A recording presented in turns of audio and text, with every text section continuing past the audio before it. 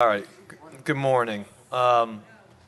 So there's been a lot of conversation here since October 2016 about the system, Cogsdale specifically, and I think we have questions that we want to run through. I know there may be questions about how Cogsdale was selected that some of my council members may want to ask about. Frankly, I'm just more interested in about how it works and the fact that we want it to work for people. And so, first of all, I want to start with the training that Sewage and Water Board personnel would have received in 2016. Secondly, my understanding is that Cogsdale is in regular communication, if not a weekly phone call, with Sewage and Water Board. And third, what Sewage and Water Board and Cogsdale are doing cooperatively, if it's going to maintain the system, to ensure that this billing crisis that we've been enduring for 2 years runs an end. So I'll let you all start with that, and I have some more pointed questions as well, but I think that's a fair starting point. And first of all, thank you all for being here from Canada. We appreciate your coming down, and would you please introduce yourselves as well? Mr. Chairman and council members, thank you very much for inviting us down and giving us an opportunity to speak to you today. My name is Todd Oman. I'm the Vice President of Customer Support at Cogsdale. Good morning. Thank you as well for inviting us. My name is Judy Wells, and I'm the Director of Professional Services at Cogsdale. Hello, and I'm Julie Jeffrey. I'm legal counsel for Harris, which owns Cogsdale. Thank you.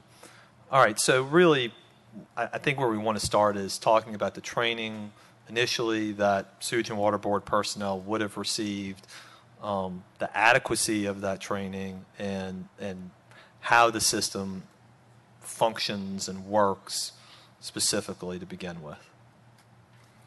Sure. So the training process that we use during implementation is a multi-tiered approach. So we have training activities that occur throughout the life cycle of the project. In this case, it was a 2-year implementation. During that time, we would have began by training a group of core users, and those were the individuals who worked with us to configure the system. Can you come a little bit closer to your mic? Thank you. Those were the individuals that worked with us to help us configure the system and help us test the system throughout. As we continue through the implementation, we continue to train additional users. Those users were the ones that helped us do system testing. And then before go live, we completed a certification program. Can I just stop you for 1 second? So we're going to use some terms. Go live means what? So go live is a period of time when we convert or move the water board from their legacy system, in this case CAM, to the Cogsdale solution. Thank you. So the certification program evolved over 150 hours of courses. Those courses were provided to the staff, at which time we had practice labs where staff could practice using the system, and as well tests that the users had to take. There were various different classes we had. The training was role-based. So for example, if you were a billing clerk, your training would be different than if you were a casual user of the system. How long were those training sessions? It varied in the length of the course. So a navigation course was approximately 1 to 2 hours. A billing class would run maybe a day. And let's just pick a position. If I was somebody who was going to adjust bills, sure, what classes would I get and how much training would I have received? So you would have been required to take our general navigation course, our billing course, and then we were also required to take practice labs and complete actual hands-on training exercises. So that would be 2 days of hands-on training. There would be approximately 2 days of hands-on training with a Cogsdale instructor, and then there was practice labs where students were encouraged to go into the lab on their own, work with the system, and if they had questions, they could come back to a Cogsdale consultant and work with them. And then there was something called mock go live. Correct. Is that the internal movement from the old legacy system CAM to now the Cogsdale system? So the easiest way to consider a mock go live is like a dress rehearsal that you would have at the play. So we would go through all of the steps of the go live to ensure that everybody knew what was required, everybody knew their role, and then make sure that there would be no issues at the time of go live. And how long did the mock go live take? The cutover portion was a weekend, and then we spent the next week to 2 weeks of reviewing and assessing the activities that happened. All right. So you say a 2-year implementation process. I'm just trying to understand the timeline. So obviously there's got to be talk with stakeholders in the beginning, what's going on. Where in that 2-year process does the training begin for people who are working at the Sewage and Water Board? So training begins with specific users at the very beginning of the project. So the approach that is taken is at the very beginning of the project, we ask the Water Board to provide us with what we call core users. So those are the people who truly understand the process of the Water Board, who can represent those practices to us. They're the ones that we work with to help us map the functionality of the system. So training for those individuals began day one. And then as we continue to work through the implementation, we add more people and provide more training to people until we get to what we call end user training. Were the core users people who would have been, for lack of a better word, middle management or senior management at Sewage and Water Board? Let me tell you why I'm asking the question. Because one of the things we've asked is, well, if you have a Cogsdale guru on site, then maybe you don't need to go to Cogsdale repeatedly and spend more money on training and retraining. So we're key personnel trained on Cogsdale. So absolutely. So we had the core team was with us from start to finish of the project. We had various levels of the organization as part of that team. So we had people who were fairly new to the Water Board. We had also very senior people of the Water Board on that team, including project sponsors, which were the executive management. Mr. President. Just on that note, how many people are we talking about? We have a core team on a day-to-day basis of 10 to 12 people, and then we would bring in additional people as required. Thank you. And the documentation and the orientation process, I think you've alluded to this, and says to your client, you need to have people trained. It's important to go to practice labs. As Mr. Corbin said, you're changing morale, you're changing a system, so you need people to buy into the changes. Is that right? Absolutely. As part of the implementation, we did undergo a change management process with the management at that time, which was to engage the users and change the morale of the users at the organization to excite them about the system and show them the benefits the system would bring to the citizens of New Orleans. And when did the mock go live start relative to the October 2016 rollout of the Cogsdale system for Sewage and Water Board? So we completed 3. The go live was in October. We did 1 in September. And then the other ones were a month or 2 before that. How long was Cogsdale here after the system went live? So contractually, we were there for 3 months. After post go live support, I did have staff on site right up until May of 2017. Did Cogsdale continue to stay engaged after May of 2017? We absolutely have, and we are engaged to this day. We are working very closely with the new management team to support them, as well as we have a support desk that they work with. Now I have a technical question. Some of the big issues here are that meters aren't read all the time, and Sewage and Water Board used to have a system of roughly 100 gallons a day, but then the algorithm changed, and I use that in quotes because nobody knows what the algorithm means. Who developed that algorithm? The algorithm was agreed upon with the management at that time of how estimates would be calculated upon go live. So management of Sewage and Water Board and Cogsdale worked together to come up with the algorithm. Correct. So you have a question, Councilmember Moreno? Yeah, just before we get too far off of this. Okay, so first there were, on the certification process, there were about 150 hours worth of courses, as you mentioned. There were practice labs. There were the mock go lives. Through these steps, what was your assessment of the employee training? Tell us about how Cogsdale viewed that they were progressing. So we do believe that the adaptation to the system was a little slower than we would have liked to have, which is, again, why we were very adamant on ensuring that employers, and the staff were certified. So we wanted them to do training exercises. We wanted written tests. At the time of go live, we had 155 certified users to use the system. Okay, so you do the go live, and you're still here. Obviously, you stayed for 3 months after that. You do the go live. What was your assessment then? We, at the time, felt it was a very successful go live. We were able to serve customers. We were in, we had staff in with the cashiers. They were able to serve customers. Obviously, it is expected that, service is a little bit slower just because users are still adapting. But at the time, things seemed to go fairly well. From go live day one to the end of that first 3-month period after the go live, any glitches that you saw? Any significant glitches? There was nothing that we noticed that was not out of the norm. So you all said this works great. All the employees are ready to go, and checked it off. At the time of project closeout, the bills are correct. We were able to pass a successful audit, so it met the criteria of our contract. Okay. Well, so speaking of that, when you move from one system to the next, what's an acceptable amount of bills that are incorrect in the first couple of months? Obviously, we want no incorrect bills in a couple of months. Right, we know. But realistically, there's going to be a percentage. Either contractually or by best practices, what is that number? By best practices, we like to see something. Not like to see, but by best practices, it's usually a couple to 5% of the bills that you might see are incorrect.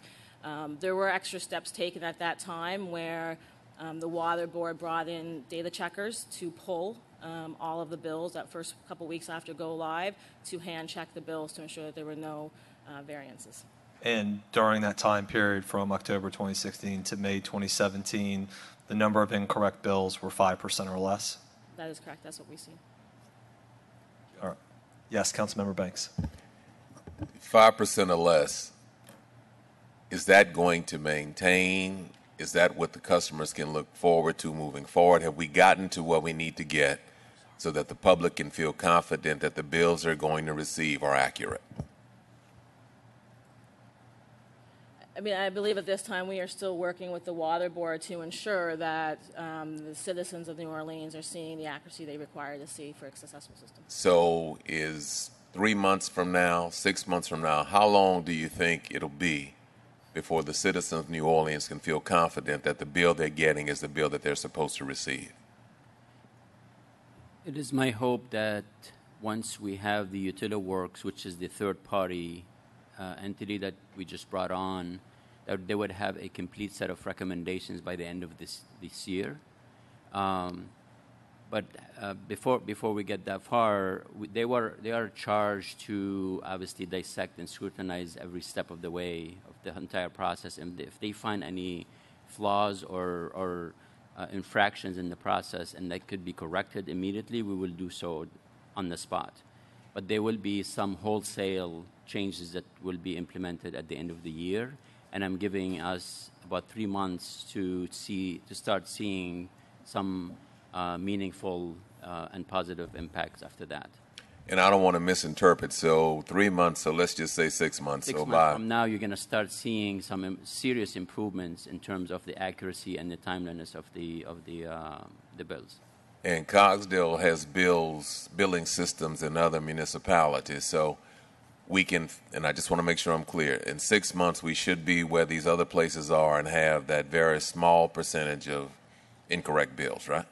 We will be on our way to that low percentage. I can't tell you exactly what the percentage will be in 3 months from implementation. And I'm not trying to be difficult. No, I know. 6 months isn't enough. Tell me a year. I want to be able to tell the public with some assurance. Right. At some point, we're going to know when we're done. I don't want it to be an indefinite period where we keep telling them we're working on it, Right. and that continuously goes on. So if it's 6 months, great. If it's a year, that's whatever it is, we need to be able to say to the public that on XYZ date, you can be assured that we've got this billing system fixed. Right. And that's what I'm trying to get. Yeah, 6 months, you tell me. Based on the conclusion of the actual evaluation process by the end of this year and the volume of recommendations and what needs to be implemented, I will be able to tell you exactly what kind of effort that looks like and then what impacts, and then how soon. All right, so by the end of the year, I need to circle back and you will have a more accurate date by the end of the year. That is correct. This is an independent effort that's going on with a separate entity helping us clean up the process, but then Cogsdale's role is to continue to clean up the process as well, and then also bringing an upgrade or a series of upgrades to the original software that's going to lend itself to a lot of immediate corrections. And they can probably speak to the one correction that's already been made that has to do with the transfer accounts. So it's not very unusual for a new software to be upgraded on a regular basis, but then the agency has to be able to accept it, adapt it, and then implement it as it is intended to. So I don't know if you can speak to that one particular upgrade. I think that would lend itself to... I will circle back with you at the end of the year. I want to be able to stand before the public and say that by X, you can rest assured that we've got this billing issue done. We need to get some wins. We got a bunch of losses. We need to get some W's, and that is a major one. So I'm not going to press you today, but I will wait until the end of the year, and I'll be looking forward to you telling me if it's March 15th, if it's July 19th, if it's December, whatever it is, I'll be holding you to that so you can tell me when we're going to get this done. Absolutely. Thank you. Councilmember Palmer. Yes, and please forgive me if I don't know the answer to this before I ask the question. Did Cogsdale do an independent analysis of what they think went wrong with the billing system? We have. And what do you think? And what is the conclusion? I mean, again, at the time, it was a very successful implementation. I would say, in our opinion, the changes in staffing and even at the management level, you lose some continuity, you lose some of the foundational decisions that were made during the implementation. So we are closely working with the new leadership team to make sure they understand the reason for those decisions. So things such as, at the time of implementation, there was a reason why the algorithm for estimating was chosen.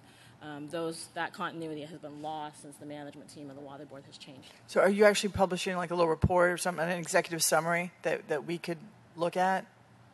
So contractually, we can publish a report to the management team of the Water Board. Absolutely.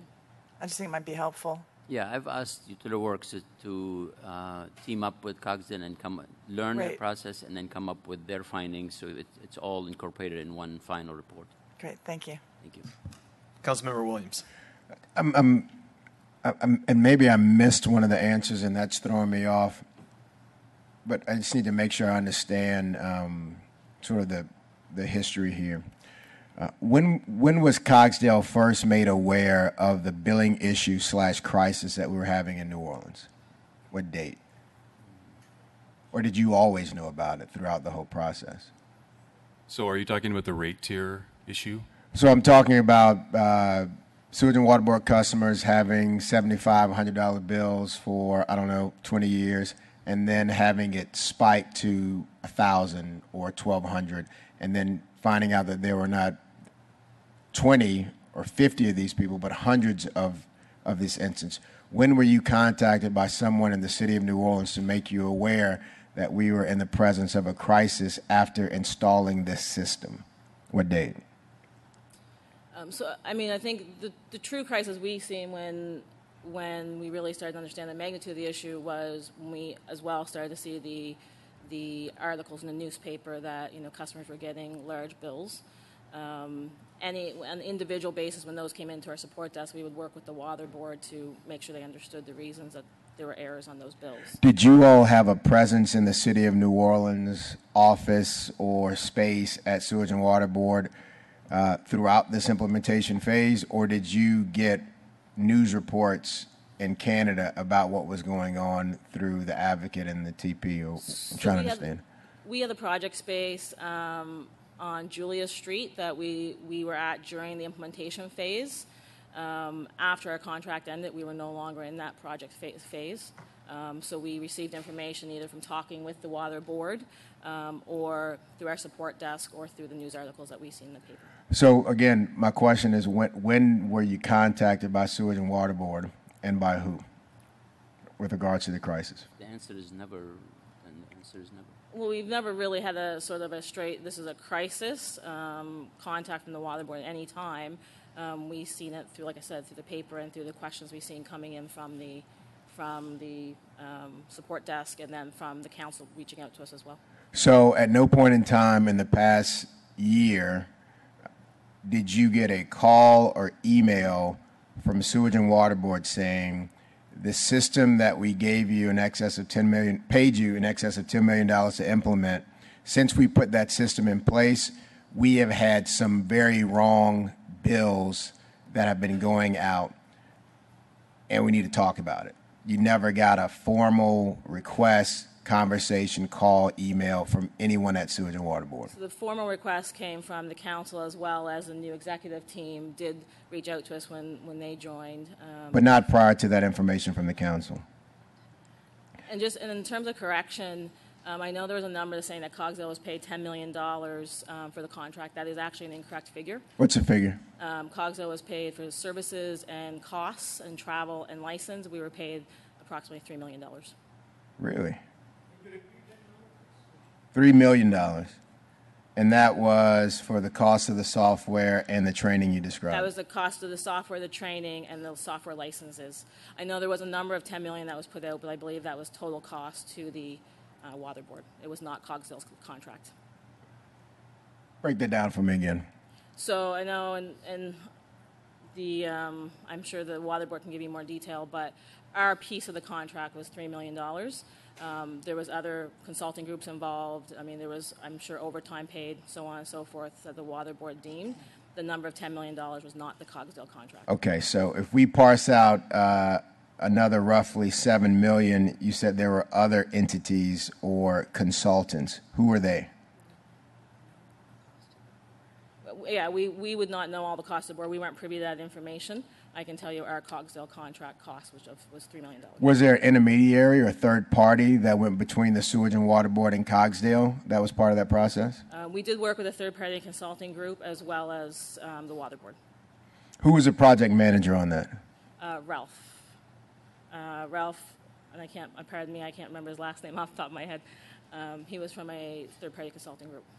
Is it just like Ralph Inc., or is there a name of a company that he worked for? No, the company he worked for was TMG Consulting. TMG? Yes. And someone named Ralph was involved? And I can email you the full contact name. And prior to being contacted by TMG or Ralph X, for lack of a better word right now, I'm the one who called them. you all were not so engaged with Sewage and Water Board. He was a person that engaged you all? No, we worked with both groups. What's the second group? So we work with both the Water Board and the consulting firm. So he acted as the project manager on behalf of the Water Board, but we did have users, so we worked both with him and the Water Board. Can I just butt in for 1 second, maybe to help a little bit here with the questioning? Is there was project managers on both sides? Correct. So Cogsdale had a project manager, and then Sewage and Water Board contracted out to TMG to have its project manager. And theoretically, what was supposed to happen is project manager are supposed to have conversations. Is that correct? That's correct. Now, but these project managers were not engaged in the delivery of services with regards to training, with regards to bills, with regards to the system going live, or classes or labs. Were they involved in any part of that? No, that was all completed by our Cogsdale trainers and technical staff. Okay. And with regards to the system beta testing, and with regards to the mock go live, did you discover any billing issues during the mock go live or the beta testing similar to what we are experiencing now and have experienced for the past year with regards to bills that are 10 times what they should be? At the time, if we would have corrected those, and which is why we did multiple mock go lives. The final mock go live was deemed successful, and we did what we call a go no go decision, where we met with the users and the executive management team of the time of the Water Board to make the decision, ensure they were comfortable with the results of that go live.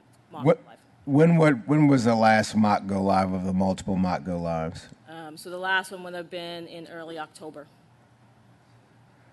And so from the beginning of the implementation, all of the labs, all of the classes, navigation classes and billing classes, there were no significant, or striking that there were no issues with regards to exorbitant bills that were not consistent with the actual water usage during your tenure during that training or implementation process? Obviously, during the implementation process, I mean, we would have issues. Those issues were corrected and retested.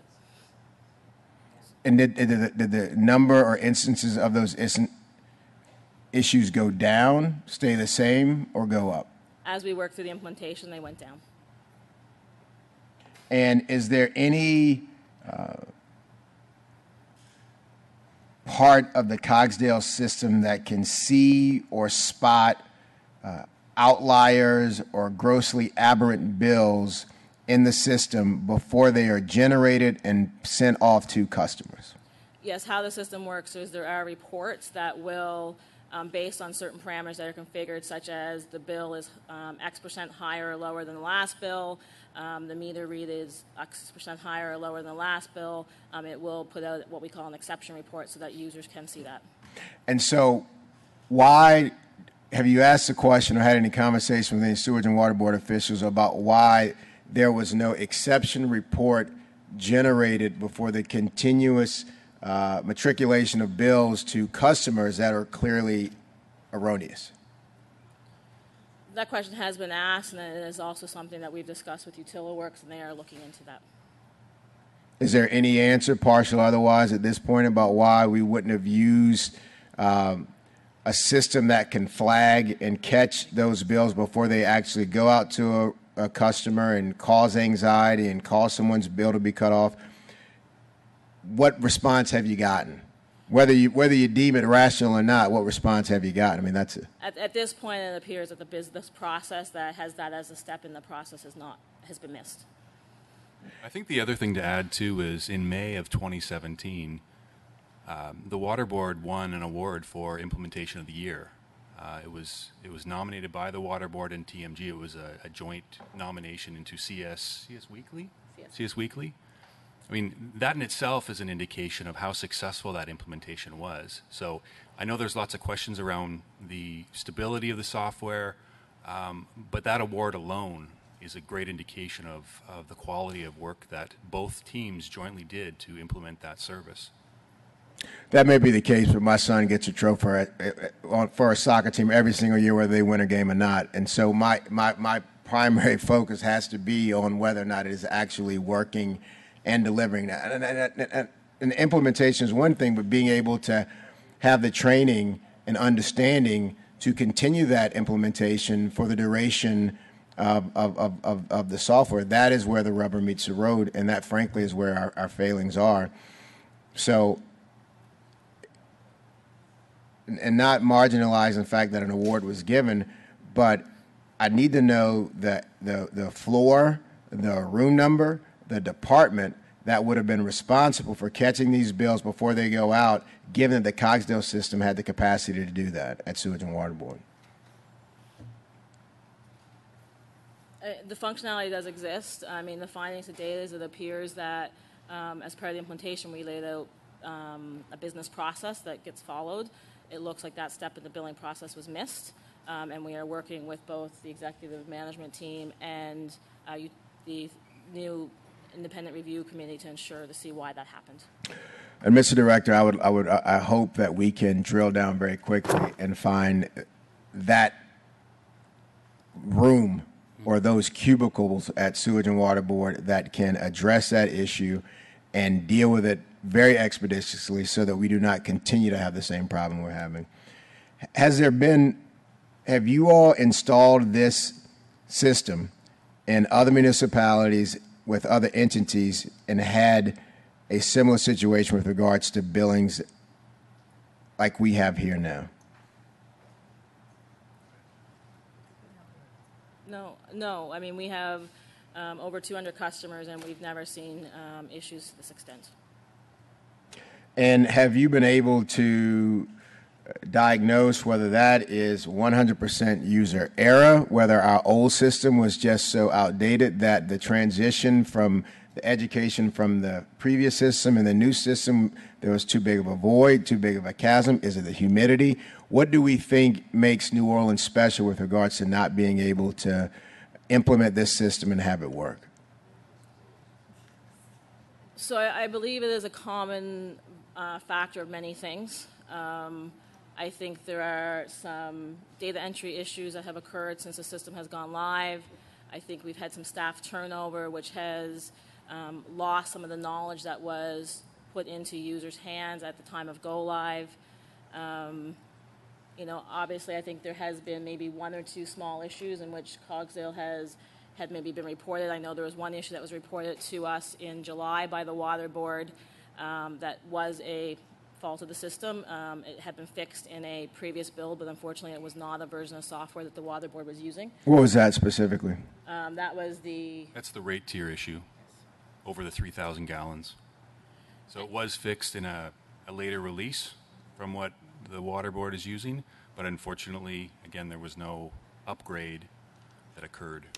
So if it was fixed and there was no upgrade that occurred, did that mean we were not using the... It was not in the system. It was not in the release, the build that... So we still had the bug, or we still had the issue, and we were proceeding with that. Correct. So we've since backported that issue, the fix, and put it in the Water Board's lab for test. When did that happen? I would say August. And when should it have happened? I'm sorry? When should it have happened? When should that system have been updated to avoid that issue? Well, I believe contractually there was 12 months. When could you have installed that upgrade? When could we have accepted that? Once it's tested, fully tested by you guys. So in months, I mean, he wanted to know how much sooner could we have done that? Correct. Absolutely correct. I would say probably a couple of weeks in terms of test to ensure that it works within your release. And you said, I'm not sure if you say 20 or 200 other sewage instances in which you've installed this system and done this training. We have over 200 customers, correct? Who are some of those customers? Well, at this point, I think we don't name our customers. There are some contracts that are, subject to open records. You can do the search, but we don't disclose our customer. Even the ones that are subject to open search? We don't. We have confidentiality obligations in our contracts, and so, that's not information that we would disclose. Have you ever had a system function like this, a sewage and water board system, function like this with a billing crisis within a year or within 5 years of implementation of the software? Not that I'm aware of. What about you? Are you aware of that? Not that I'm aware of. Sir? Not that I'm aware of. And I do believe we would be aware. The support team is engaged with the customers when there are issues. The customers, do call in. There are regular visits. So I'm certain that if there were issues of this kind, that we would be aware. And did Sewage and Water Board New Orleans ask for the same amount of training and education that you typically have with regard to the other 199 instances of installment of the software? The training that was completed was probably some of the most training that I have seen in my history at Cogsdale with customers.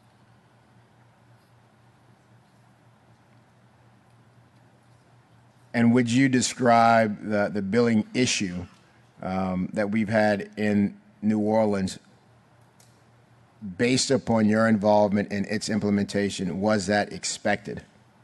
It was not expected.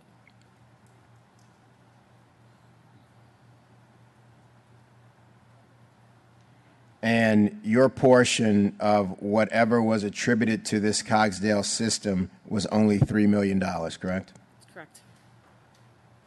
And the first you were made aware of the billing crisis and issue that we were having after the implementation of the system was correspondence from the City Council. Yes, correct. Okay, thank you. Thank you, Councilmember Williams. I have 3 questions before I get into Councilmember Moreno. Mr. Corbin, can you help with this? Councilmember Williams has asked for that breakdown of the $10 million. So $3 million to Cogsdale, something to TMG, other vendors. Do you have some rough numbers on what that breakdown looked like?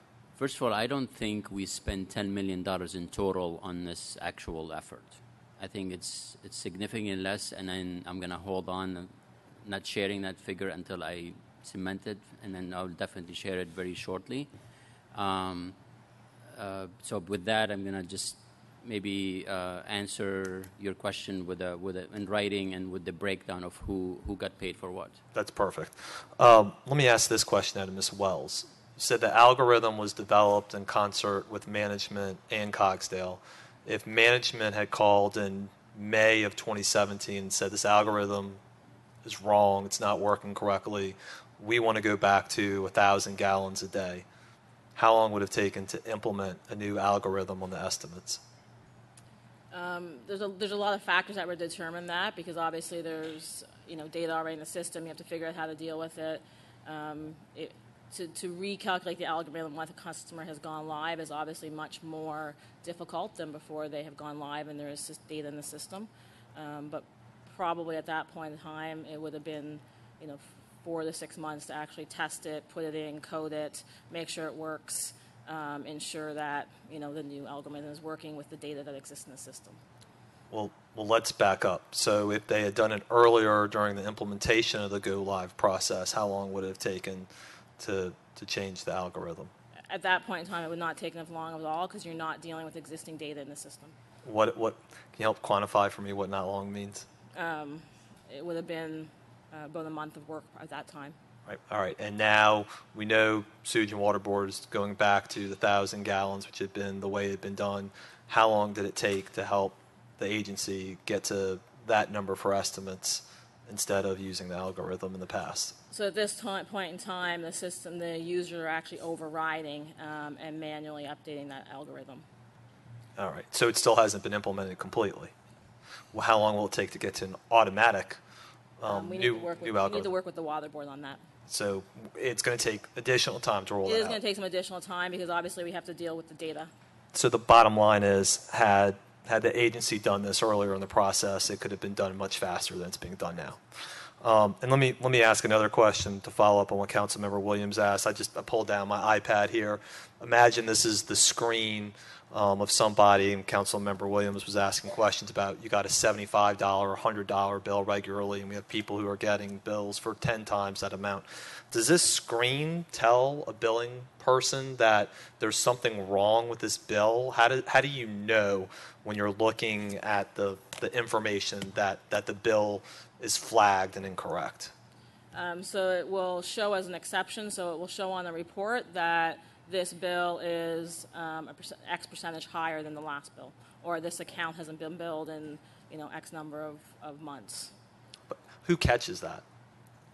There are members as part of the process, so there would be people whose job it is as part of the billing process to look at those reports. So there are reports that are generated, and then can you segregate from those reports the flagged or bills that don't make sense? Yeah, those reports show only the bills that don't make sense. And then it's somebody's job to review those reports and then go back in time and look at the bills that a customer had received previously. Correct, to decide how to deal with those issues. Mr. Chairman, I think it's fair to explain a little bit further why we haven't really been able to solve that. So while an account is flagged, really we are relying on that one person to ascertain whether it's worth investigation, like sending the meter reader back to read the meter, or just do some investigation and evaluation. The problem I have now is that I do not know who touches what account, and there's no accountability measures that I can rely on. So we're adding, hopefully shortly, an auditing mechanism so I can connect that person to that account and I know what they did and why.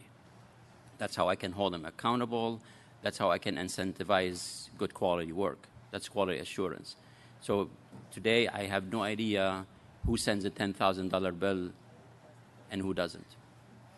Okay, so you may have two people who are just falling down the job, have trouble reading the bill, and unfortunately, as things sit right now, we can't say whether it's Joe who's made the mistake.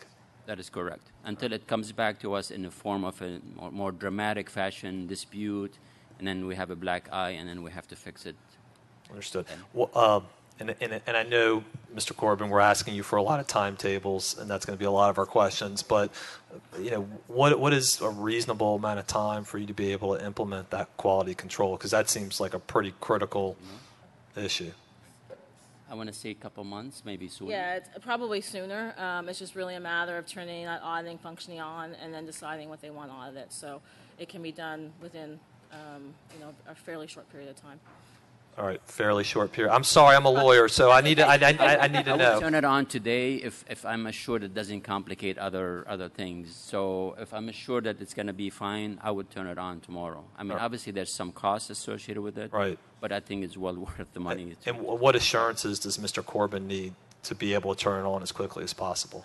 It's just a matter of us turning it on and working with the users to test it to make sure there's no impact. The functionality exists, and we have other customers using it. So. And so reasonable turnaround, like Councilmember Banks was asking, by the end of the year? I would say 1 to 2 months. Okay. All right. Councilmember, I'm going to go down the line. So Councilmember Moreno, Palmer, then Banks. Okay. She's been on here.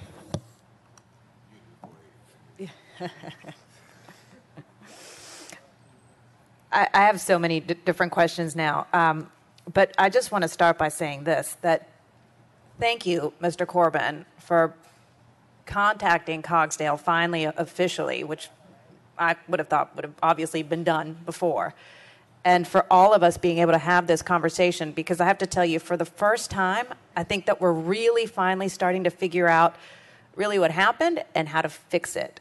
And with you all, thank you for coming in from Canada, by the way, but you all here at the table and actually being able to give us some definitive answers right now, I think is incredibly helpful. And once again, I want to thank you for that. But just to ask a few follow-ups from what the council president spoke about earlier. Obviously, you just officially have been contacted just recently about the crisis that we've been facing here. I know you've been reading about it in the newspapers. So tell me about the steps that you had to take as a company to figure out what exactly went wrong within the Sewerage and Water Board. What was your analysis process? I mean, so obviously our first process is to really work very closely with the Water Board to look at the data, to understand, what are we seeing in the system in terms of what is the data in there, to talk to users, to talk to the management team, to understand where the issues lie. And when did you begin to notice that this was a management and possibly a training issue? I mean, I would say since we've been notified and we've really started to look at it, and we continue to put steps where we are working very closely with the Water Board. We have weekly meetings to ensure that the issues are being addressed. You had talked earlier about how when you all left that initial 3-month period, that there were about 155 certified users within the Sewerage and Water Board. How many are certified now compared to then? I honestly would not have that number today in terms of how many people are left. As part of our transition when we left, we did leave the certification program and train a few individuals so that they could continue to provide that training to new users coming into the system or coming into the Water Board. But I would not have the number in terms of how many people are still remain that are certified. Mr. Corbin, I don't know if you have that information. I do not, but I'm making a note. Yeah, that would be interesting to figure out. I would hope that the numbers would remain about the same or be even higher. I want to briefly touch on the whole issue of implementation. And I understand that obviously that there was an award and all those different things. But what is exactly the definition of implementation? Because even though, after the first 3 months you could say that it was launched, but as far as successfully implemented throughout, what would you say is the end of an implementation period? Because I would even argue that we might be in it still. I mean, as a vendor, there was a statement of work set out, there was a contract set out, and for us, the implementation is to ensure that we've met the terms and conditions of that contract. The statement of work is actually quite detailed, and it breaks it down step-by-step requirements, and it's very much a partnership, a joint effort to ensure that. Will you come a little bit closer to the mic? Thanks. That all of those requirements have been met. It's very in-depth. We said, it's a 2-year process. Okay. And so in terms of the actual implementation and the success of that project, is that there's project closeout, but then there's ongoing support. We're finished the implementation phase, but software being software, is that there could be bugs, there could be questions, things that can't be anticipated, and that's what about for the project manager? Are their terms the same as yours for the project managers? So the project manager that was employed by Cogsdale is part of the actual core contract, and the details of his role or her role is set out in our statement of work. I cannot speak to the terms and conditions that were laid out for the project manager of the water board. And what about sewage and water board? Were they the same? I'm sure they were our owner's rep, the other project manager, was released probably shortly after the rollout. And overall, when it comes to a project manager, they're the ones who are pretty much the ones in charge, right, to figure out whether or not the overall program or the process works. Would you agree? I agree. So my question is, and I think that's why figuring out implementation and what that really means is important, because I think that obviously the problems are there. Maybe there were some issues with implementation, maybe not necessarily within the scope of the contract for Cogsdale, but maybe within the project managers. And people made a lot of money. Maybe it wasn't all the way to $10 million, but still, people made a lot of money. And we need to ensure that if they were paid a lot of money to manage these projects, that they're done correctly and that these individuals, these consulting groups, are held accountable.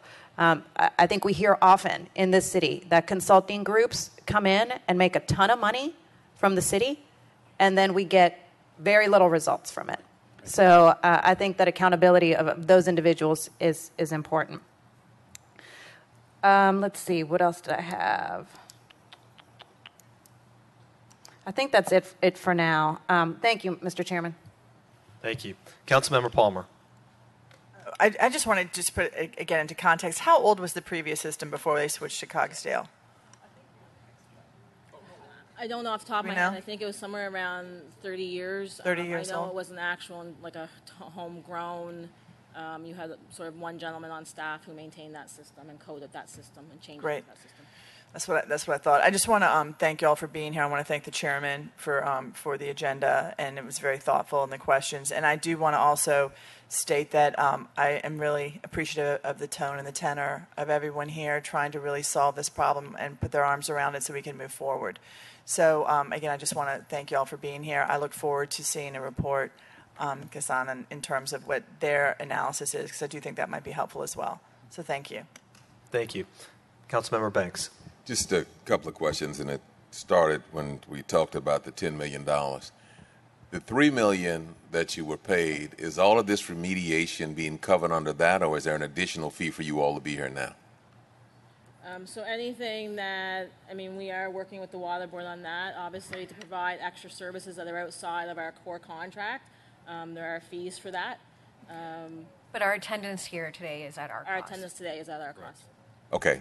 But overall, is there going to be a new bill coming for you all helping us get this thing fixed? Yes. Any idea about what that might be? We're still working through the details. It really depends, at the end of the day, what the assessment is and what's required. So from my perspective, and one thing that hasn't come up yet is around the data, and that is the front-end meter data. There's a saying in software, garbage in, garbage out. So if you've got garbage coming into the system doesn't necessarily know how to interpret that data. So what's absolutely critical is that has to get cleaned up at the front end through AMI, through training to the meter reader themselves. But that, first principles, you've got to get down to have accurate data in order for the system to work appropriately. And I appreciate that, but I want to go back to what we're looking at in terms of having you guys here. So is it conceivable we can get to the $10 million that was reported before? Or, and I don't want the public to have the impression that you got a blank check to be able to just continue. So is there any idea what this is budgeted at to get this fixed? It will not get us to 10 million, I assure you that. I think there are some inherent upgrades that come with any software that any user will choose to or not choose not to invest in, and that's something that will be an added cost coming up. But again, it's part of keeping the software robust and accurate. There are some services that they are providing to us to help us again bring more accuracy and timeliness to the billing system. I honestly do not know the amount. We haven't really negotiated it, but it's very limited. And I'm happy to share that with you as soon as we get to that. Well, this is another one of those timeline questions. When are we going to figure out what this is going to cost? Because are we talking a week, a month, a year? How long will we figure out before what this is going to be? Within a month. Okay. Yeah. Are there any third-party consultants involved in this process like were involved in the previous process? Currently, no. So right now, you're dealing directly with them, no intermediaries, no project managers. It's us and them working this out. That is correct. It's all in-house. And is there any plan to change that? What we have UtiliWorks doing the actual quality control and quality assurance. That's a separate entity. Has nothing to do with this effort. And the UtiliWorks contract, is that in addition to what they're going to get paid? Because I want you to give me a number. Yeah. Yes. When you do determine that in a month, where we are in terms of what this is going to cost. UtiliWorks is a separate contract with a separate scope of work, and I'm happy to include that cost when I report. And is that operating under their previous scope, or is that an additional scope today? It's a brand new scope that we initiated very recently. They actually started that work a week ago, last Tuesday. So it's a 3-month effort. And that's a standalone, again, breaking down the process outside what Cogsdale has offered or is currently doing. So you can have a number of this total piece in a month? That is correct. Okay. Thank you. I want to ask a couple more questions. I know you said UtiliWorks is coming in, and I want to thank you for talking about the quality assurance problem and bringing that to life. Are there other quality control or quality assurance things that you can see in your role in the past, even without UtiliWorks, that you're trying to work on implementing right now with regards to billing to make it better for everybody? I mean, I spent some time dissecting some of the steps. I've spent some time out in the field with some meter readers, and quite honestly, it's a very, very challenging step. We have a very antiquated, that's probably an understatement, an eclectic system out there. We have multiple or variety of meters. The weather conditions and the outside influences and conditions that are really work as an impediment to an actual accurate reading. So I find that environment very, very challenging, and we're trying to find a way to incentivize quality, accurate reading. We're working with civil service, and there's actually an allowance within that system to help us promote and advocate for, I don't know what the baseline, 98% or 99% actual accurate readings. At the same time, there's accountability measure that has to go with that. You get rewarded, but you get punished based on your performance. We're adding a step relative to the supervision. People now are out there with minimal supervision or double checking or cross-referencing. I mean, the supervisors are so busy fixing the problems of the day before, they're not really proactively basically double checking some of the work of their own meter readers. And there are a lot of things that I've broken down, but I'm waiting for, and we're correcting some of them on the spot, but waiting for UtiliWorks to do its job and come up with a set of recommendations. So, Mr. Corbin, is part of the problem, for example, let's say the bills get flagged, somebody misses it, their immediate supervisor is having a problem even reviewing that bill because they're trying to go back to the meters that weren't read properly, as Mr. Ullman said, garbage in, garbage out. Right. That's an issue. Yep. Okay. And Mr. Ullman, you mentioned AMI. There's a small program in the city that uses AMI in Algiers, about 1,100.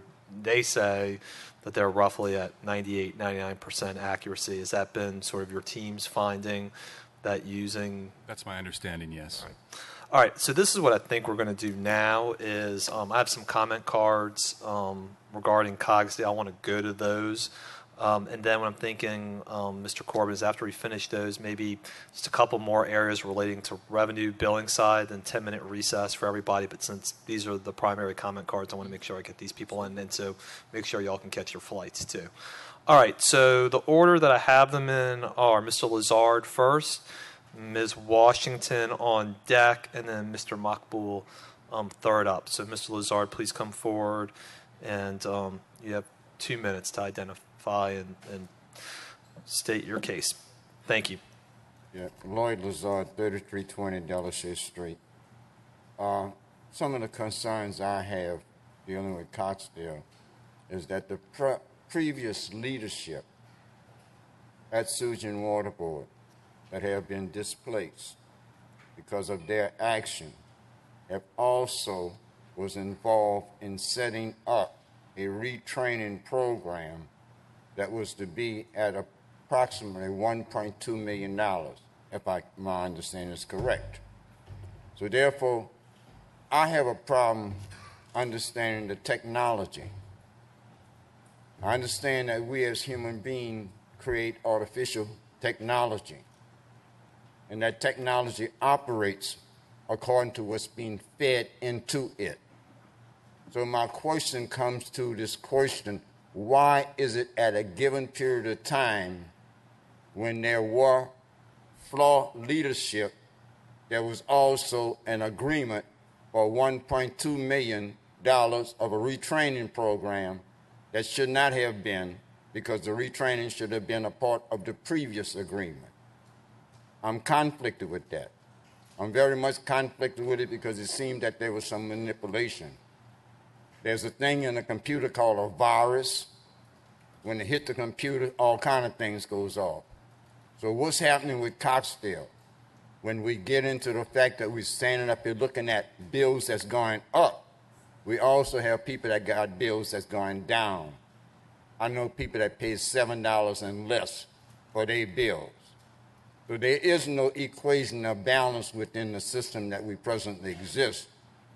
And not to put any spurs on anyone or anything like that, but I find it confusing to me that the previous executive director of Sujan Water Board came from Milwaukee, Wisconsin, and the present existing also come from Milwaukee, Wisconsin. It's just a coincidence that obviously little Chicago got better knowledge than we in New Orleans and Louisiana have. I thank you for your time, sir. Thank you, Mr. Lazard. And I think you make, again, a couple of good points. Council members Palmer and Moreno have asked, how's the money been spent, where to go? And I think we're asking to get those answers and make sure that, particularly with the project management consulting, that we understand that. And then Councilmember Williams and I made the points that the council was the first to ask Cogsdale about these billing issues, and I appreciate Mr. Corbin's honesty today about the quality assurance, but we should be a lot further along than we are, and we're looking forward to leadership taking us there. Thank you, sir. All right, Ms. Washington, are you still here, ma'am? I know you were here earlier on the Dwyer Road. Okay, all right, so Mr. Makbul, you're up next for 2 minutes, and then Mr. Morgan, you're after that, sir. Sir, I may need a little more time than 2 minutes because the matter is very serious. First of all, I don't know the bidding laws in Canada, but certainly bidding laws in US prohibits two sister companies owned by the same company to bid. Cogsdale and Advance both are owned by Harris Utilities. So that itself is a big red flag. And everybody who I spoke to at Sujan Water Board, this deal was shoved through our throat by the thug who robbed the city of $500 million, $400 million from the city of New Orleans and $100 million from Sujan Water Board, is responsible directly for this debacle. How the system was implemented, go ask the people, and Mr. Kurban, you're responsible to bring the people from the billing and customer service right here to this crucial meeting so you can have first-hand communication. Because right now you are in a glass house. I requested through Mr. David Callahan multiple times to meet with you. And fortunately enough, I was qualified in the shortlist of the executive director position candidate. But unfortunately, for one reason or another, I was not selected. But I would have been job ready day one, because 99% of the ailments we are facing as Sewage and Water Board, I have already contacted, like the power issues, like the pumping issues. I already have vendors giving us the solution. But unfortunately, you chose to meet with a person who haven't been in Sewage and Water Board and who has been illegally appointed for that position, who you are riding along with the entire city. As far as Cogsdale, let me ask you, how much training did you all provide to the employees? And why is that Cogsdale and Advanced Utilities competed for the same bid? I can answer the question about multiple bids. So Harris owns various... Yes, ma'am. I mean, Consul, you have the paper. Whoa. Just hang on. Yes. Let her respond so she can get it out. Harris owns various business units that are run independently. Cogsdale is run they're all run independently of each other. They're not involved in the bidding process together. There are no specific laws that I'm aware of that preclude that. There are certain RFPs that will have that added into the RFP, that there can only be one bid per legal entity. But as far as I remember, there was no issue with that with this RFP. Are you aware of the fact that we are in almost $30 million hole because of your software? Because the people bill, I know, I walk the streets, I live in the city of New Orleans. I know personally the customers who had $150 bill. When they complain, their bill went to $2,700, then they further went to $11,000. And your software, listen, I am a scientist. I have an engineering background, which I had some, software development too. Your software was supposed to automatically catch these red flags, the accounts, because, if your software is not scanning the data which is being put by the data entry clerks, your software should have picked up, okay, if this person you had the previous entries. But unfortunately, you all didn't do any pilot implementation. You came in, zip in and zip out. From what I've been told by our customer service, hardly people were trained. The training was no more than a day. All right, Mr. Makbul, 30 more seconds, sir. Sir, so that, to tell you the truth, I already have comments from the state level and federal level. This whole deal where two of your companies owned by same utility company bidded for a project is really a serious crime here in the States. Maybe not in Canada. Next thing is, sir, like I iterated in August meeting, and I iterated to Ms. Jade, that it's not a rocket science to fix this. Honest to God, it took me 10 minutes to fix one bill. 10 minutes. If there is a will, there is a way. You don't need to kill an ant with the elephant. You give me, I volunteer my services with no extra pay to fix this within 30 days. You give me the resources, we are $30 million in hole right now. Our vendors are not getting paid, sir. All right, Mr. Makbul, I appreciate your time. Don't worry, we're going to get to the billing issues for the transfer accounts, $30 million on the delinquent accounts, the $4 million on sewage. We're teed up on all that, all right? Not only that, sir, through your platform, this is the only platform I've been provided to talk to Mr. Kurban, because unfortunately there are too many layers. We cannot get to him to come and talk to the employees. The mayor, with her busy schedule, had met us 3 or 4 times. Here, Mr. Kurban, who has never served in an entity like us. He came from Milwaukee. Milwaukee, I don't know what your role was back in 1993 with Milwaukee Water. It's out there. 400 and some thousand customers from Milwaukee Water got sick. 69 customers died. I don't know. All right, the all right, role. Mr. Muckbull, we're getting a little far away from Cogsdale now. I'm sure Mr. Corbin will make efforts to meet with you, and if you want to stick around and make comment for other things, we'll have you at No, that sir, time. that's all my comment is, if we don't get out of this hole, we are at the brink of extinction. We agree with you. All right, Mr. Morgan, you are up next, sir. Ms. Stelly, and the last card I have is from Ms. Beverly. Good afternoon now, sir.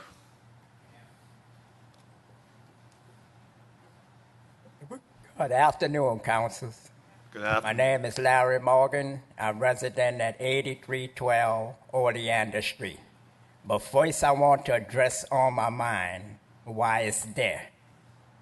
All future directors of Suja Water Board, it will be very benefit to the city that they should hold a civil engineer, mechanical and machinery, and industrial license to hold that position and to become a Suja Water Board director, because the reason is it deals with the whole aspect of mechanical.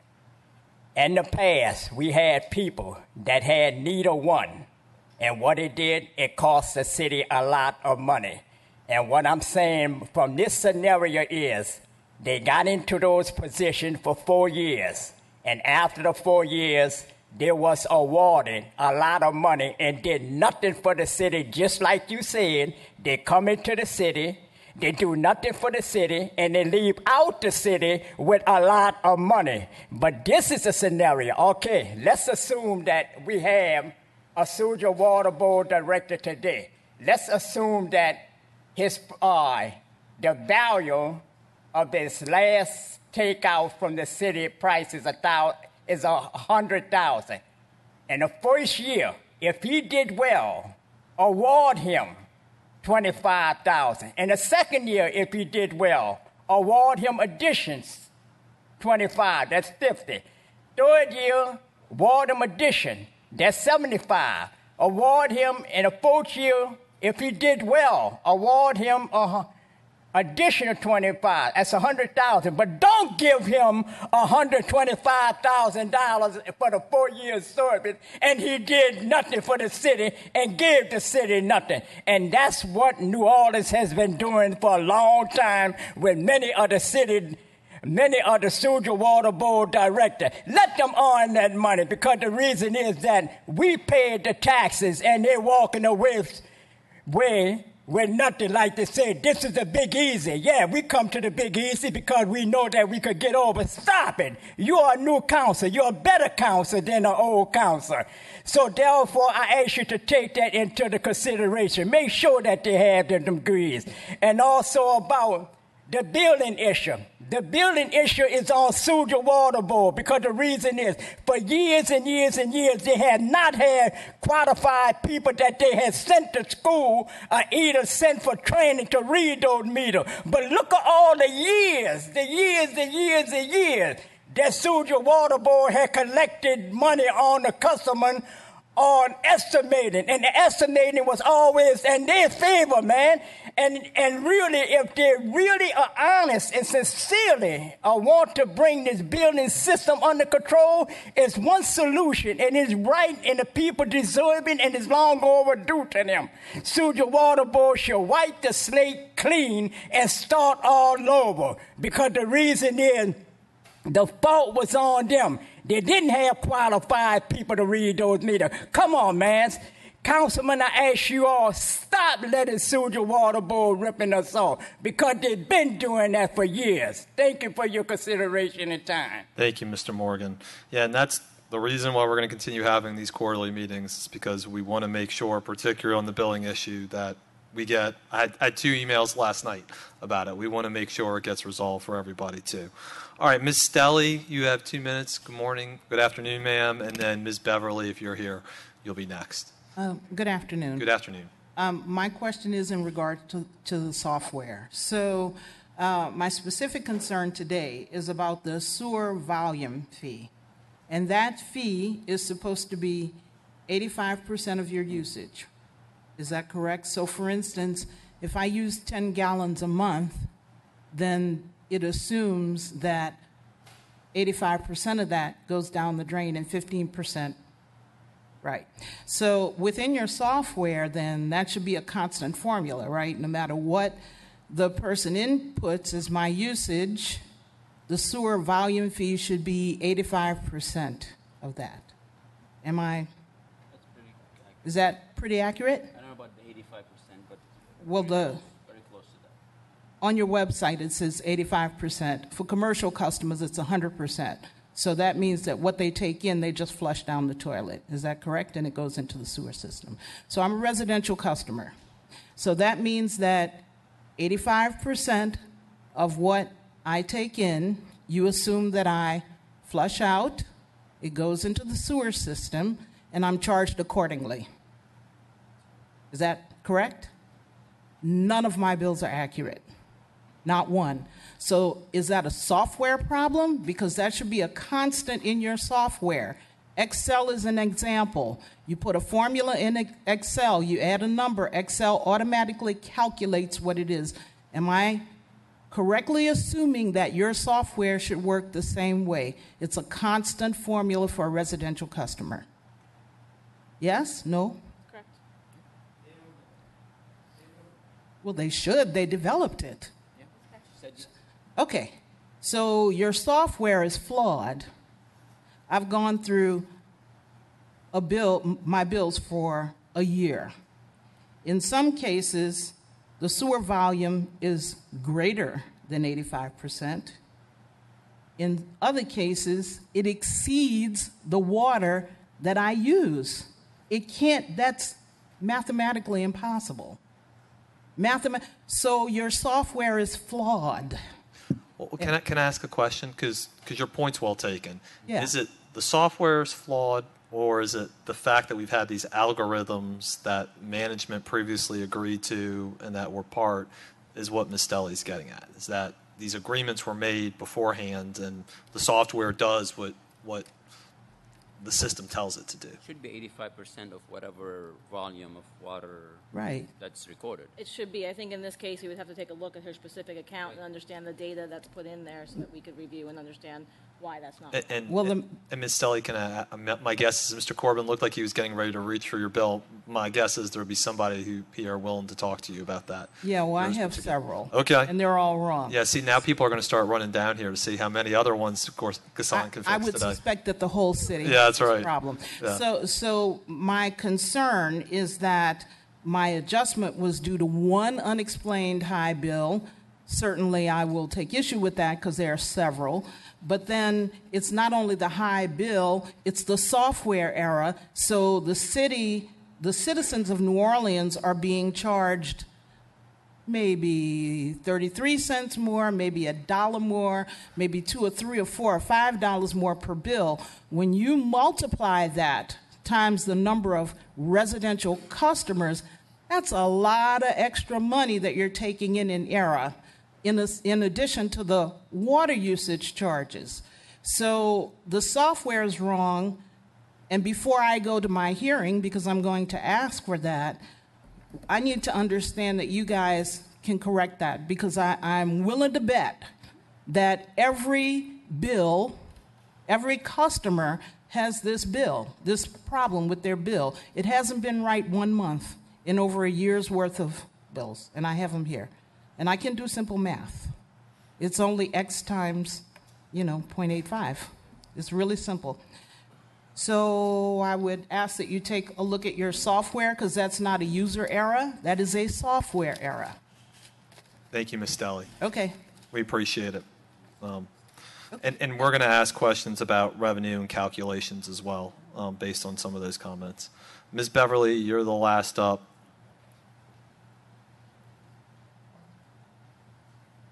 Good morning. Hi, actually, good afternoon. Yes, I'm sorry. You guys have been here all morning. That's right. I apologize for coming in late, but I come to you as a new citizen of New Orleans, or new resident, excuse me, and a new homeowner. I came in today to go file my homestead exemption, but I do it with hesitation. My husband took a job here a year ago at Tulane Medical Center. I've lived in the Upper Peninsula of Michigan, Metro Atlanta, Metro Detroit, and Austin, Texas prior to moving here. And we're a family of 3. And when we came here, a lot of people questioned our decision to move to New Orleans. And I don't like to live in fear, and we're fortunate to have a means to be able to pay bills. Everything I do is auto pay. I do not let bills come through the mail. We've lived here for the year, and we rented a home, and our water bill was included in our rent. And we live out in Lakeview. 6165 Milne is the home that we purchased. We had rented on Argonne. The water bill was included in my rent, and never question it. Continued to look at Nextdoor app, and as we were trying to decide where we wanted to live, that was a concern of mine. We were looking at Jefferson Parish.